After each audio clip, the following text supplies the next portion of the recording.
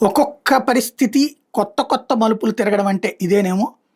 తాజాగా పాకిస్తాన్‌లో ఇప్పుడు కొత్త భయం పట్టుకుంది.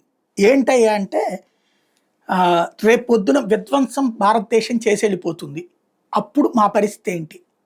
ఇప్పుడు అక్కడ ప్రజలు కొన్ని చోట్ల ఉద్యమిస్తున్నారు. యుద్ధం వద్దని చెప్పి. పాకిస్తాన్ యుద్ధం చేయట్లేదు. భారత్ యుద్ధం చేస్తుందని భయపడుతోంది. ఇంకో పక్కన చూస్తే నిన్న బెలూచోళ్ళు మళ్ళీ 40 మందిని లేపేశారు. అటు సింధు రెబల్స్ రెడీగా ఉన్నారు. ఎట్ ద సేమ్ టైం ఇప్పుడు తాజాగా పాకిస్తాన్‌లో ఇమ్రాన్ ఖాన్ గ్రూపు రోడ్డెక్కడానికి రెడీగా ఉంది. వారే సిట్యుయేషనే బిగిన్ అయితే గనక ఇమ్రాన్ గ్రూపు ఇప్పుడున్నటువంటి ప్రభుత్వాన్ని కుప్పకూల్చి లాక్కోవడానికి సిద్ధపడుతుంది. ఎందుకంటే టోటల్ పార్లమెంట్‌లో ఇండిపెండెంట్‌లుగా గెలిచినటువంటోళ్ళే అత్యధికులు.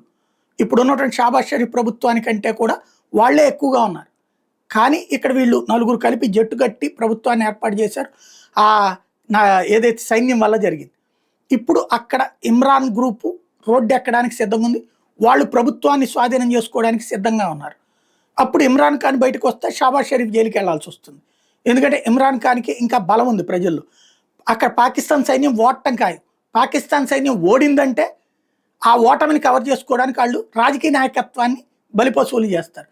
అప్పుడు ఇంతకుముందు కూడా ప్రధానుల్ని బలిపశువులు చేశారు. షాబాజ్ షరీఫ్‌ని లోపలేసి ఇమ్రాన్ ఖాన్‌ని బయటికి తెచ్చినా ఆశ్చర్యపోనక్కర్లేదు. పాకిస్తాన్‌లో క్షణక్షణానికి మారుతున్నటువంటి టెన్షన్స్ అయ్యే.